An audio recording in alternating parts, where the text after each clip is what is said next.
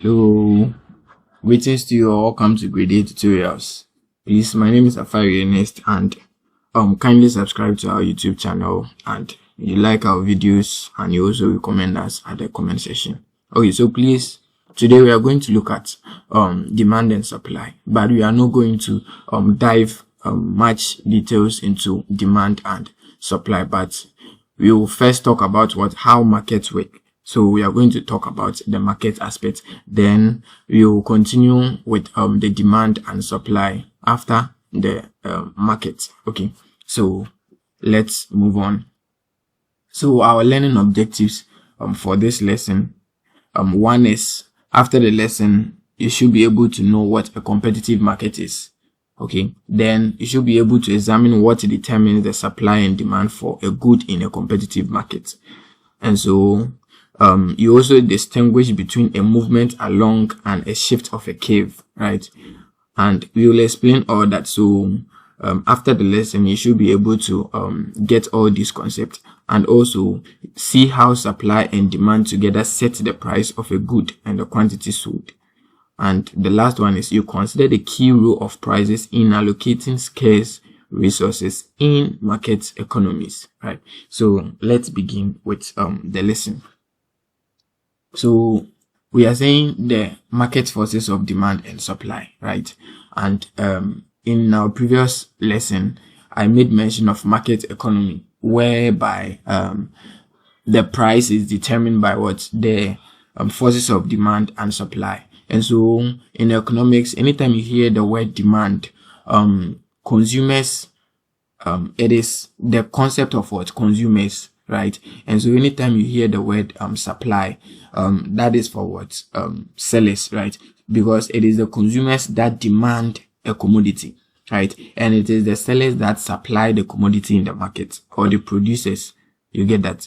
And so for demand and supply, don't be confused. Just have it in mind that demand is for consumers, and supply is for suppliers or sellers. Okay, yes. And so we are saying demand and supply are the forces that make market economies work, and it is very true. We will look at it very well in the next slide, right? Okay, so what basically we are talking about is demand and supply determine the quantity of each good produced and the price at which it is sold. How do you get that? Because you are going to produce, or you are going to supply what the consumer, what I'm ready to demand, or what I'm demanding, right? So you produce according to my demand, right? And for the consumers too, we demand according to what is available in the market. How we get that? And so that is why we are saying it is the forces of demand and supply. How we get that? Yes. And so we are going to explain the demand and supply very well when we move on to the next slide. Okay, so before then, let's look at some concepts or terms or terminologies under this topic. And so we have price versus cost, and we say price is the amount of money a buyer has to give up in order to acquire something, right? And so the monetary value of every product is its price. How do you get that? So let's say, assuming a storekeeper is selling a book for 5 Ghana cedis. That 5 Ghana cedis is the price of that particular book, right? So after the production, the monetary value on that particular commodity is the price. I hope you get that. It is only when the book is being bought, or someone purchased the book, that we can term that monetary value as cost, right? So if the book is in the shop, it is price. But if you acquire the book, or if you pay for the book and acquire it, it becomes the cost. How do you get that? So the same thing, if you are going to buy a car, when you go there, first thing, you ask for the price of the car, because you have not yet acquired the car, right? And so that is just the monetary value of the car, right? And so when you buy the car and you get home, they will ask you, what is the cost of the car? It is not the price of the car, because you have acquired it, right? And so it becomes the cost. So the difference between the price and the cost is, price is when the thing or the monetary value of that particular commodity, right? And cost is after what making payment or after you have acquired that particular product, the monetary value then becomes what? Cost. Okay, so the next thing is markets and what? Competition, right? And so let's first look at markets before we look at competition. And so for markets, we are saying market is a medium platform or arrangement where a group of sellers and buyers of a particular good interact. And so markets, it is a medium, right? So market, it's a medium, or it can also be a platform, right? So medium, it means any means a buyer and a seller can interact, right? It becomes what? A market, right? So the interaction leads to determination of price and what? Quantities. So it is through that interaction that you will tell me the price of that particular commodity. Then I also tell you the number of quantities I am demanding, right? And so it is through this interaction. So just have it in mind that market is a medium or a channel. So any means that a consumer and a seller interact, it's what? Markets, right? And so it is not necessarily a physical location, right? We are saying it is a medium or a platform. So it can be a physical location, and it can also be what? A digital location, right? Because we have online markets like eBay, Amazon. You can go there, you can purchase something. So it is not necessarily what? Physical location. Market can be what? A digital location as well. A digital platform as well. You get it? And so the sellers as a group determine the supply of the product, and the buyers as a group determine what? The demand of the product. That is why I said it is what the buyers are ready to supply according to the demand of the people, right? What we want, it is what the suppliers will what supply to us, right?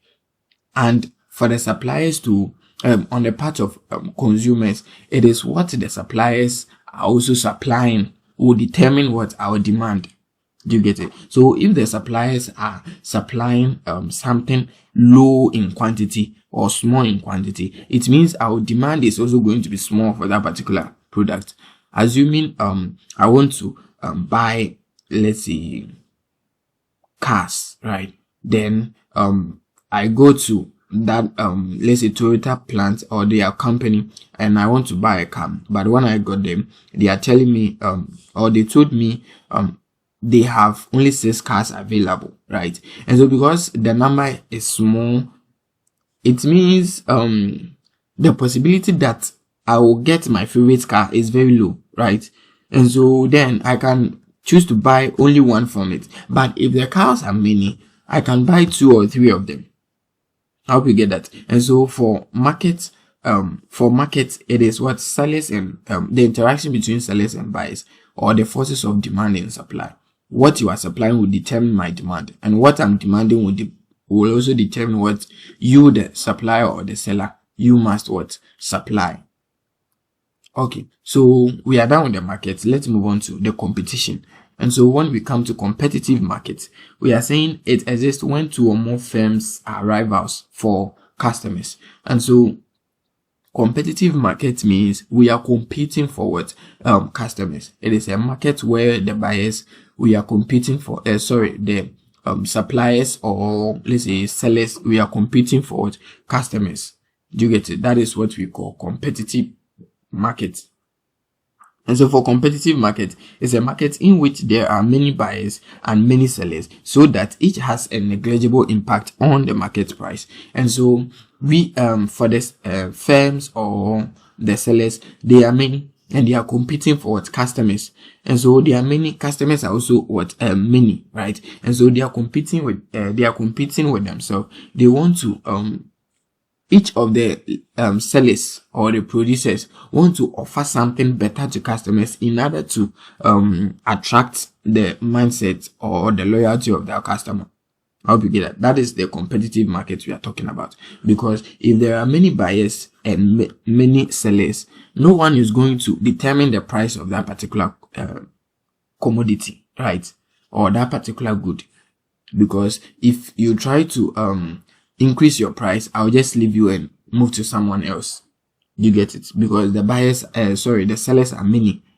And so they all agree on a particular price, then we move.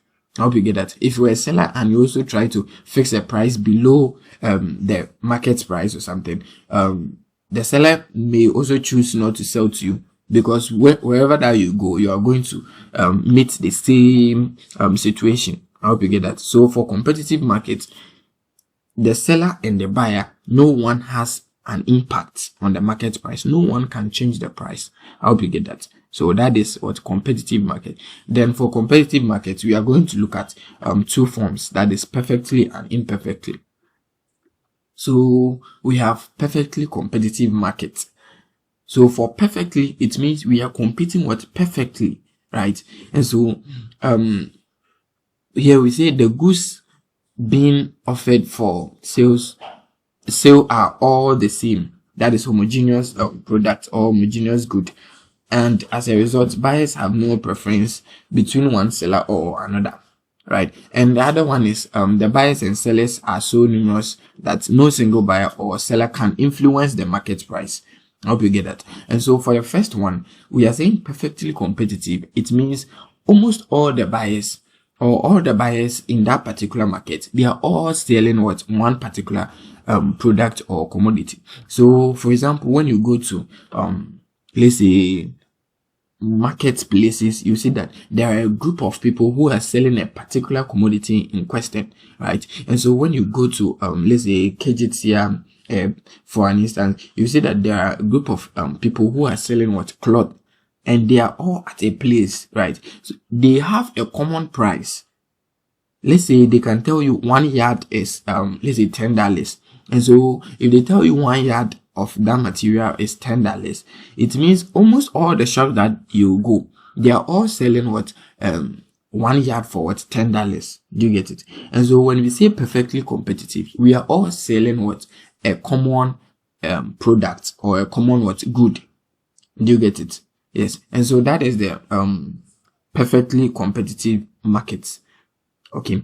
Then the second part is saying the buyers and sellers are so numerous that no single buyer or seller can influence the price, because we are all selling a similar, or let's say same product. We are many, right? We are many selling that particular product, right? And the consumers or the buyers are also many, right? And so let's say I come to you, I'm buying 1 yard of let's say a particular cloth or material, and you are telling me it is 15 cedis, and I go to another shop and they tell me it is 10 cedis. Another shop 10 cedis. It means the market price is 10 cedis, but you have increased the price, right? So if you increase the price, because the sellers are many, that particular buyer may choose not to buy from you. I hope you get it. And so for competitive markets, the buyers and the sellers, no one determines the price. So we call it market price. You get it? It is a price that is accepted by the whole market. No one can change it. And so for perfectly competitive market, the consumer and the sellers are all price takers, right? They are all price takers. You have to accept the price in the market because it is called market price. Sometimes it is fixed by the government, and sometimes too it is as a result of the forces of demand and supply. And so they all reach on a particular price, and that is all. That is the market price. And so that is the perfect competitive market. Okay, then let's move on to the next one. That is okay, so for perfect competitive market, we are saying it is not all goods that are sold in perfectly competitive market. Not all the goods. You get, some of the goods may have only one seller, because let's say a good, I've forgotten, but some of the goods have only one seller. Do you get it? Yes. And so that seller sets the price for that particular good because it is only one seller. Assuming we are in a situation whereby we all need water to drink, right? And there is this one person who is selling water. That person can set the price or change the price of that particular water. sachet of water or bottle of water. I hope you get that. And so in that situation, we call that seller what? Monopoly. So monopoly is whereby only one seller has the power to what? Change price or have an impact on the market price. I hope you get that. So that is monopoly. And when it comes to oligopoly, this is whereby the market has what? Few sellers that do not always compete aggressively. So in situations like this, they mostly come together and agree because they are few. Most of the times, you see, when you check other marketplaces, let's say a woman selling cloth, and let's say in that particular community, they are 5 in numbers, right? So they can talk to themselves. They sometimes have a meeting. Right, so oligopoly, that is how it works. Few sellers, they sometimes have a meeting and determine their own price. I hope you get that. And because they are few in number, it is when you find one shop, it is difficult for you to locate another shop, right? And so they sometimes also fix their own prices. I hope you get that, because when you visit the shop, before you get another shop who is selling the same thing, at least you have to be moving around, taking car, going here and there. So sometimes they also decide what price because they are not competing. I hope you get that.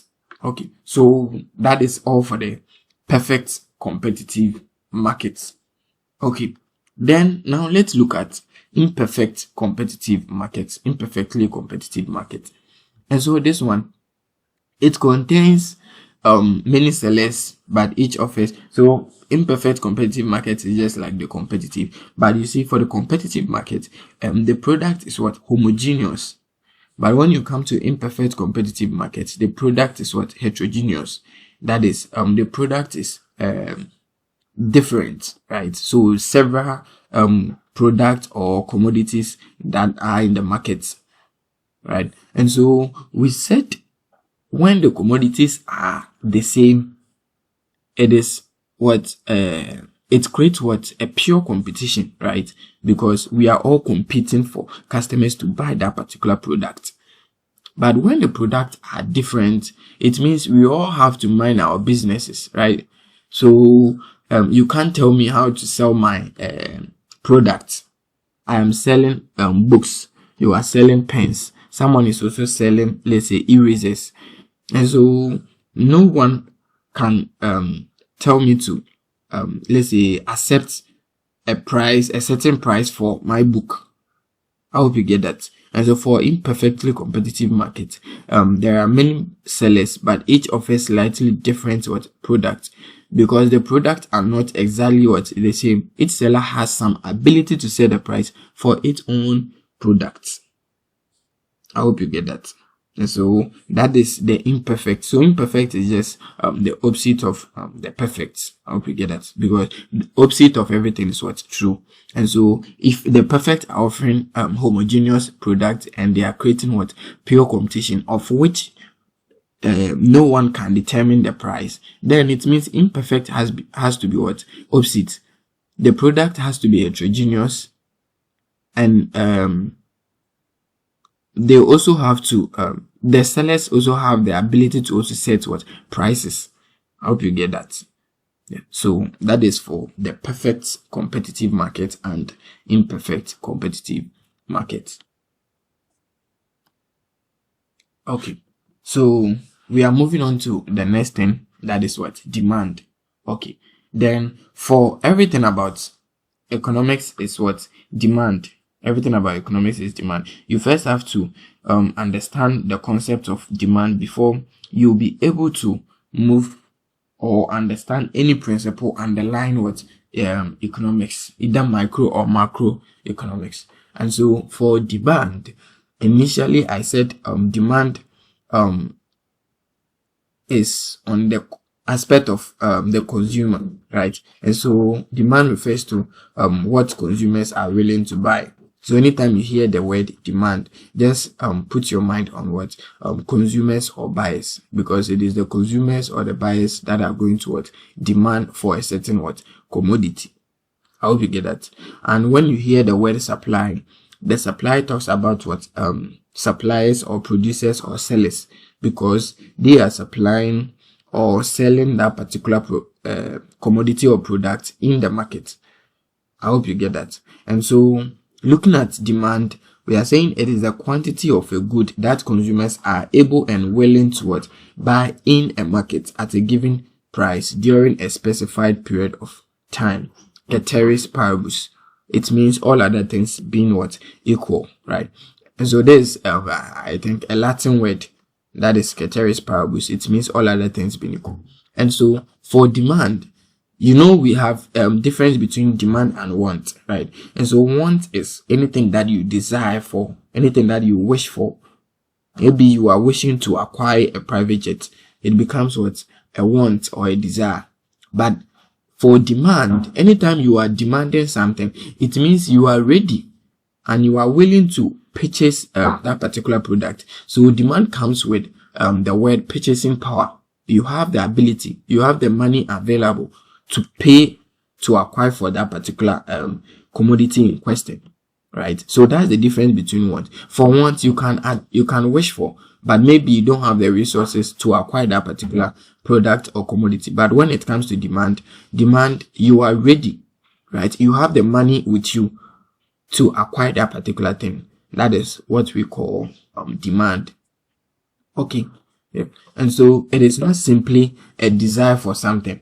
So demand is not simply desire for something. The desire backed by ability to buy something. That is what we call effective demand. So we can say want is ineffective demand. Ineffective demand is want. But when it comes to effective demand, that is when you have the desire to acquire that thing and you have the purchasing power. You have the money available. Okay. So let's look at the relationship between price and quantity demanded when it comes to demand concepts. Okay, so for demand curve, demand curve is a curve that consists of the price with respect to its quantity demanded of a particular commodity in question, right? And so let's say we are talking about bread, right? We are talking about bread, and so for bread, if one bread sells at 5 Ghana cedis, and we the consumers or myself at 5 Ghana cedis, I am demanding 5 of the breads, right? And so 5 Ghana cedis, I am demanding 5. Now, if you increase the price from 5 Ghana cedis to 10 Ghana cedis, maybe the money that I have is 25 cedis. Right, that is why initially at 5 cedis I bought 5, making it 25 cedis. But now that you have increased the price to 10 Ghana cedis, how many breads do you think the 25 cedis can afford? That is only 2, right? So if you increase the price, it means my quantity demanded or the number of bread that I'm going to consume or afford will be less than the previous quantity, right? So I will move from 5 to 2. So anytime you increase the price, consumers will reduce their quantity. Do you get it? And so the same 25 cedis. Initially, you were selling the bread 5 cedis. I was buying 5 because I had only 25 cedis on me. So if you reduce the price of the bread from 5 cedis to let's say 2 cedis, how many bread can I afford with the 25 cedis? I can buy 12. Right, so it means if you reduce the price of any commodity, the quantity demanded of that commodity will increase. That is the behavior of consumers, right? Anytime sellers increase the price of a particular product, we tend to buy less of that commodity because our income, right?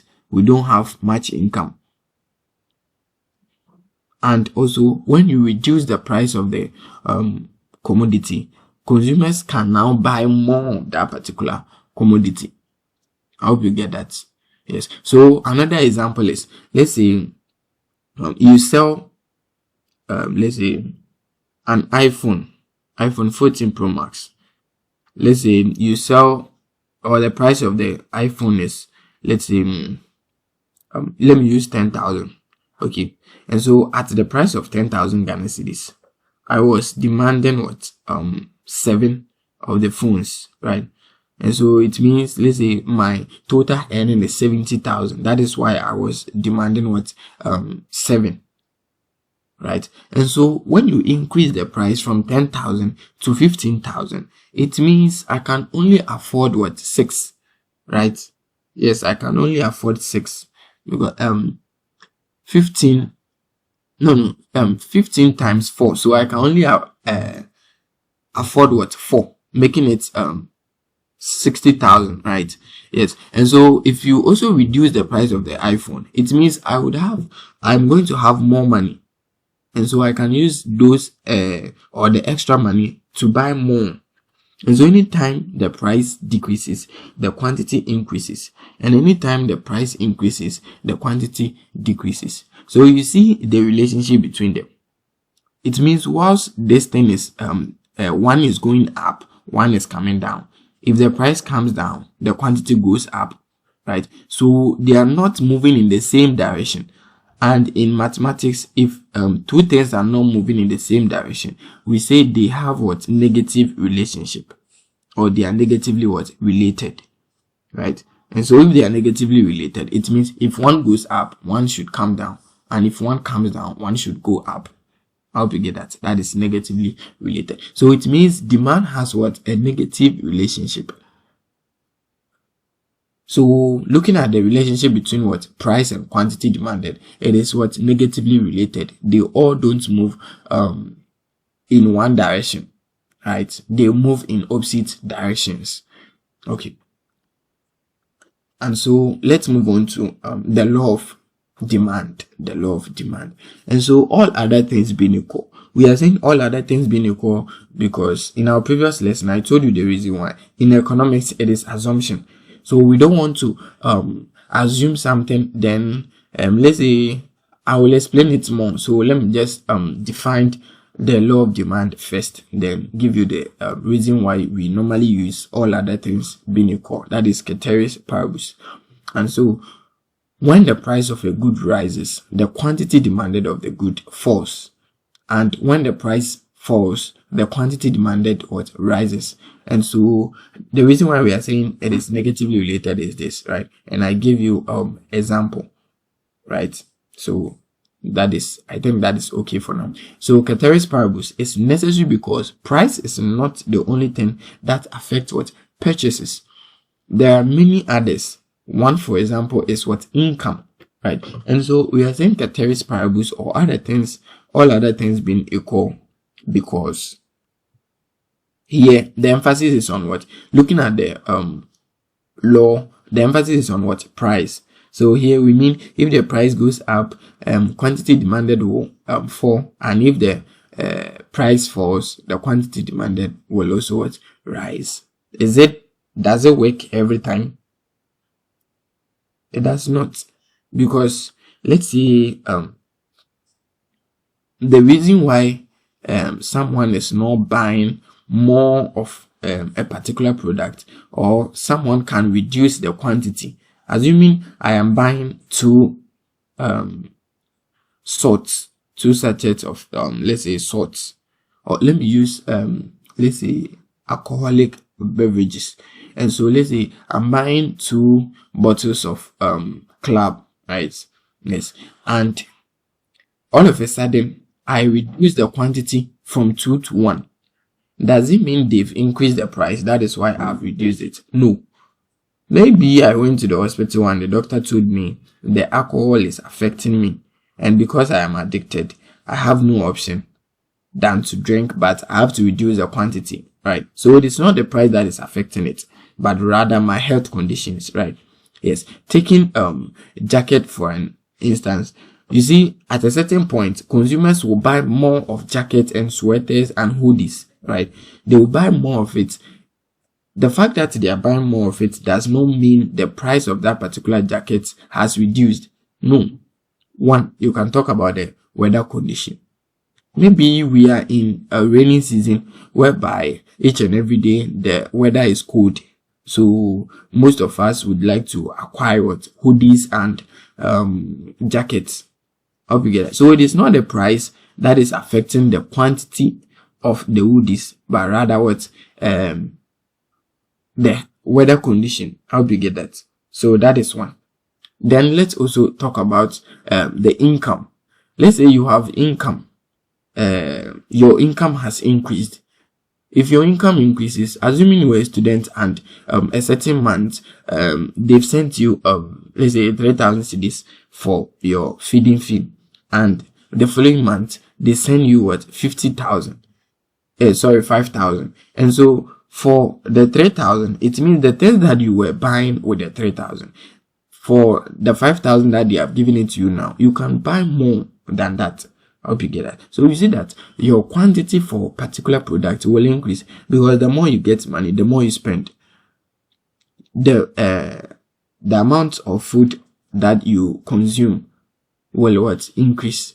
I hope you get that. So the fact that you are demanding let's say a higher quantity does not mean the price of that food has reduced. Maybe the gari and beans, or let's say the rice, the fried rice was already selling at 30 cedis, but now you were buying one which cost 30 cedis, but now you are buying what, two. It does not mean the price has what, decreased, but rather your income has increased. That is why you are buying more. And so that is why in another example is population.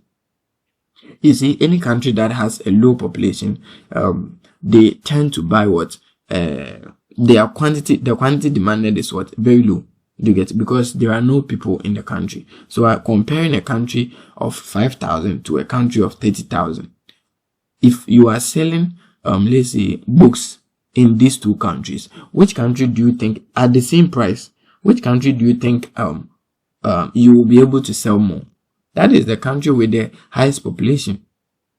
We are selling the book 5 Ghana cedis in let's say a country with 3,000 population, and we are selling the same book 5 Ghana cedis in a country which is what, 30,000, which has 30,000 population. The same prices in two different countries, but you see that you'll be able to make more sales in that particular country, because the number of people who are demanding for the books are what, many. So it is not the price. And so that is why we are saying the law of demand talks about when prices increases, quantity will fall, and but anytime you say this, you have to include all other things being equal. Do you get it? So it means, let's pretend as if there is no weather condition, there is no population, there is no income matter, there is nothing like health conditions. So let's assume all these things does not exist. Then we talk about what's price. And so that is why we say all other things being equal. So for the all other things being equal, we are trying to shut down all these weather conditions and everything. We are trying to put them aside and focus on the price. How we get that? Yeah, so that's the definition of the law of demand. Okay. Then we have demand schedule and what? Demand curve, right? And so for demand schedule, it's just a table which shows the relationship between the price and what quantity demanded. So anytime your quantity demanded and the price are being presented on a table, it is classified as what? A demand schedule. Did you get it? Yes, it is classified as a demand schedule. But whenever it is presented on a graph, it becomes demand what? Curve, right? Yes. And so market demand versus individual demand. For individual demand, that is, let's say you have individual A, you have individual B, you have individual what? C, right? Let's say we all went to the market to buy books. Individual A bought 5 books, individual B bought 7 books, individual C bought 8 books, right? So individually, all the individuals, that is individual A, individual B, individual C, they all have what? Individual demands, right? That is, the first one demanded 5, the second 7, the third what? 8. And so that is the individual demand. But when it comes to the market demand is the sum total of all the individual demands. And so let's say individual A bought 5 or demanded 5, individual B 7, individual C 8. So when you find the total of these three, you get what? 20. right? Yes, and so the market demand then becomes what? The 20.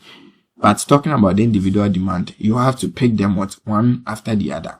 Okay. And so this is what we mean by the demand curve. So looking at it, you see here, the price is what? 3 Ghana cedis. There's the price. There's the price. And so the price is 3 Ghana cedis. So at 3 Ghana cedis, you see that the quantity demanded, right, is what? 4. I hope you get that. Yes. And when they reduce the price from 3 Ghana cedis to 2 Ghana cedis, you see that the quantity demanded has increased from 4 to what? 6. So it means anytime you decrease the price, the quantity demanded will what? Increase, right? And so assuming here at 3 Ghana cedis, you increase it to what? 4 Ghana cedis. So you see, when you increase it to 4 Ghana cedis, this is where the point will be, and you are going to have what? 2. So it's the quantity demanded of that particular product will reduce from 4 to 2.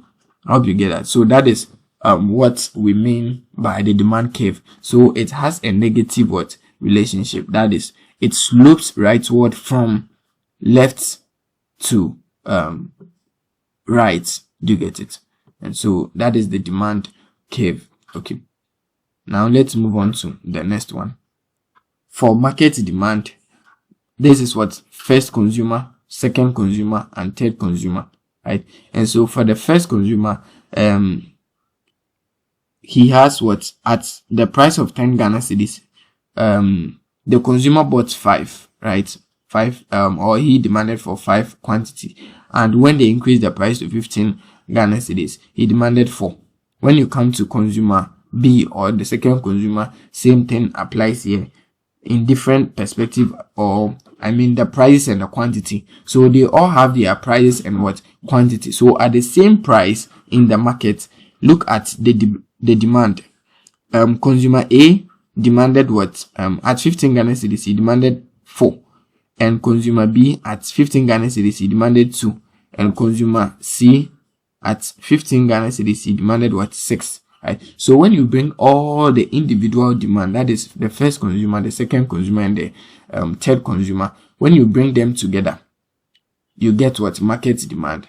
Yeah. So I think we have the first consumer and second consumer, right? So when you add these two, that is when you get what? The market demand. So just look at something here. Here the first quantity is what?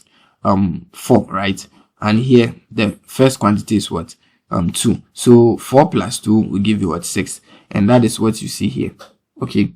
Then for the quantity here is what? At the price of 10 Ghana cedis, the first one demanded 5 quantities, and the second consumer also demanded what? 8 quantities. And so when you add the 5 and the 8, you get what? 13, right? And so for the consumer, the first consumer and the second consumer, when you add their demands together, you get what? The first one to be 6 and the second one to be 13. So that is what we mean by the market demand. So it's just the sum total of the all the individual demands. Okay. And now let's move on to the shift versus movement along the demand curve, right? And so in economics, whenever we say the curve the curve has shifted rightward or leftward to either let's say leftward or rightward, we say it is what? Change in demand, right? And when we say there is movement along the demand curve, it means it is change in what? Quantity demanded. I hope you get that. And so have it in mind that shift in the demand curve is caused by factors affecting demand other than change in price, right? So I'll just show you a diagram. But for shift in demand, have it in mind that price is not involved, right? Price is what? Constant. It is other factors like the health condition that I talked about, the population, the income, and also weather conditions. All those things that I talked about, they happens to be in shifts or change in demand. I hope you get that. Then when you are talking about movement along the demand curve, this is what we mean by change in quantity demanded. So for the two, one there is no quantity, right? And one there is quantity. And so shift has no quantity. because we say shift means change in demand, and movement along the demand curve means change in quantity demanded. And so for movement along the demand curve, that one involves what? Price. And so movement along the demand curve, it involves price. Then all other things like the weather condition, population, they are what? Constant, right? And when you talk about the shifts in demand or the shifts of the curve, it means price is constant, but all other things like the weather conditions, they what? Varies here, right? So they work in the shifts, the shift of the curve. But when you talk about the movement, it is only the price that works there. So it is just the opposites, right? And so all other things like the health, population, they are being held constant when it comes to movement. And when you go to shifts, it is only the price that is being held constant. Okay. And so continued, we say a movement along the demand curve occurs when there is a change in price. So this may occur because of a change in supply conditions. The other factors affecting demand are assumed to be held with constant.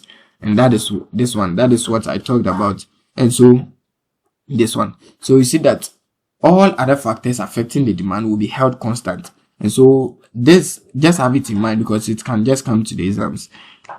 For movement along the demand curve, all other things like weather conditions and population, they don't work there. Do you get it? They don't work there. But it is only the price that works here. Then when you are talking about the shifts, those factors that they don't work here, they work in shift in demand, but the price is what? Constant. So it's just the opposite. Have it in mind. Okay. So I think this is where we will end for today, and in our next video we are going to talk about demand, right? We are going to dive much into details of demand and what? Supply. And so this is grade 8 tutorials. Kindly subscribe to our YouTube channel, you like our video, and you will comment us at the comment section. We'll meet again for demand and supply. Thank you very much and have a wonderful day.